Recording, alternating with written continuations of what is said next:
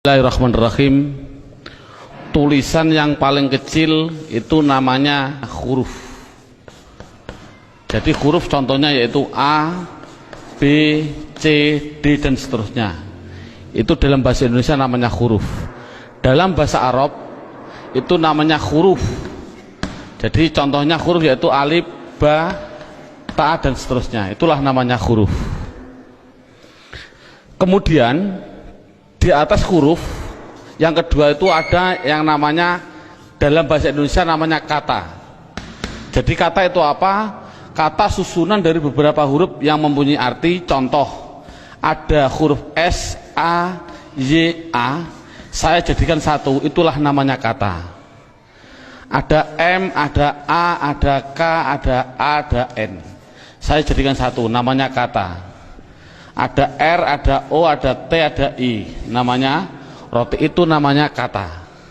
Dalam bahasa Arab itu namanya kalimah. Jadi kalimah yaitu contohnya ana, kumpulnya hamzah, nun, alif, itu namanya kalimah. Akulu, itu namanya kalimah. Al-khubza, itu namanya kalimah. Jadi persatu-satuannya itu namanya kalimah. Di atas kata dalam bahasa Indonesia itu ada yang namanya kalimat. Jadi kalimat itu apa? Susunan dari huruf ini dijadikan satu. Saya makan roti dijadikan satu, itu namanya kalimah. Kalimat. Dalam bahasa Arab itu ada yang mengatakan kalam, ada yang mengatakan kalim, ada yang mengatakan kaul, terserah. Metode ini adalah yang penting adalah menganalisa, mendeteksi tulisan Arab yang namanya kalimah. Itu pendahuluan. Sekarang naik yang poin yang inti. Padahal tulisan Arab apapun yang namanya kalimah pasti kalau tidak isim fi'il huruf. Jumlah kalimah miliaran triliun pasti hanya ada 3. Kalau contohnya alhamdulillah harus dijawab oleh anak kalau tidak isim fi'il huruf. Lillahi kalau tidak isim fi'il huruf. Rabbi kalau tidak isim fi'il huruf. Alamin kalau tidak isim fi'il huruf. Selamanya. Makanya tulisan Arab di dunia itu sebenarnya hanya ada 3, yaitu isim fi'il huruf.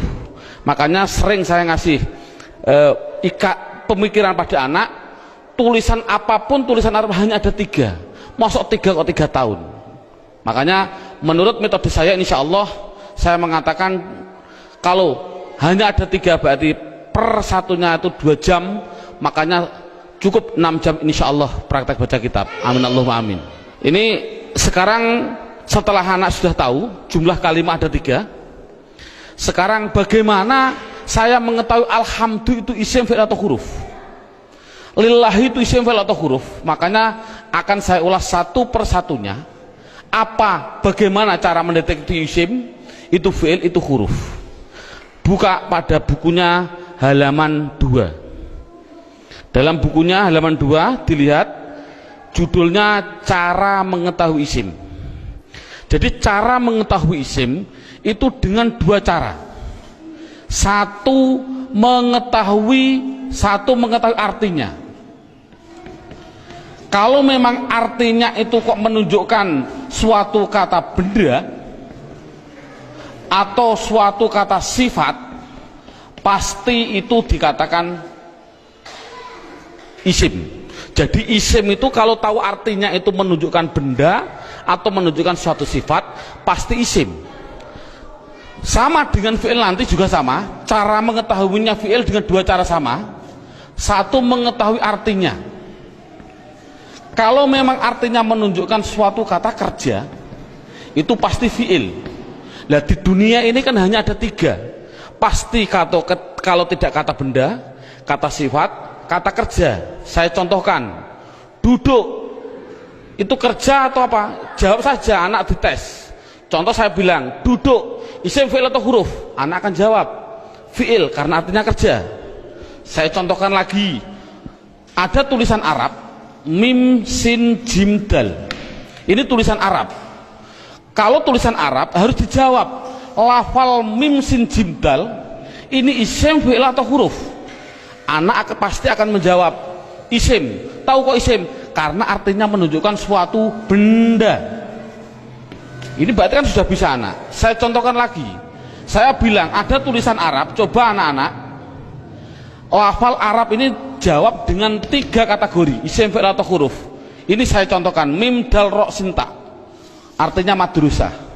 Harus dijawab isim, fi'il atau huruf. Anak pasti akan menjawab itu isim. Tahu kok isim? Karena artinya benda. Oh, 100. Jadi kalau ada apapun artinya benda atau sifat, contohnya Allahu Akbar, saya menerjemah Akbar itu artinya agung atau mulia. Ini agung itu kan suatu sifat, otomatis Akbar ini harus dijawab. Akbar itu isim, fi'il atau huruf? Anak akan jawab Akbar pasti isim. Tahu kok isim? Karena artinya itu suatu sifat.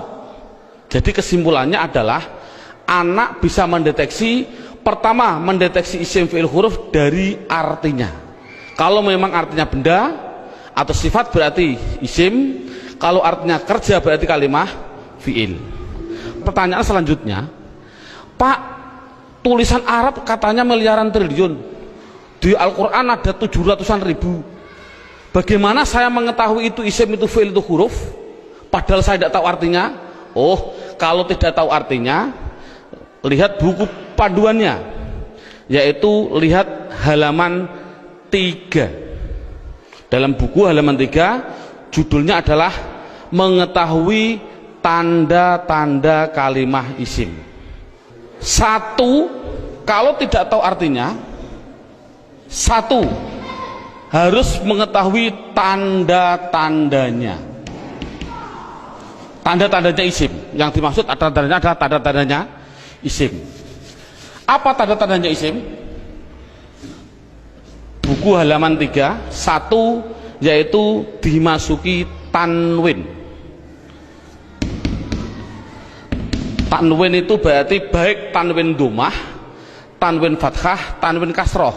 Saya contohkan, hasibun, isim, fi'il atau huruf? Isim. Tahu kok isim? Karena ada tanwin. Untuk anak kecil mungkin kelas 5 diniyah, tanwin itu pasti di belakang. Tulis saja disuruh di belakang. Bukunya tambah situ silahkan. Yang penting tanwin pasti di belakang.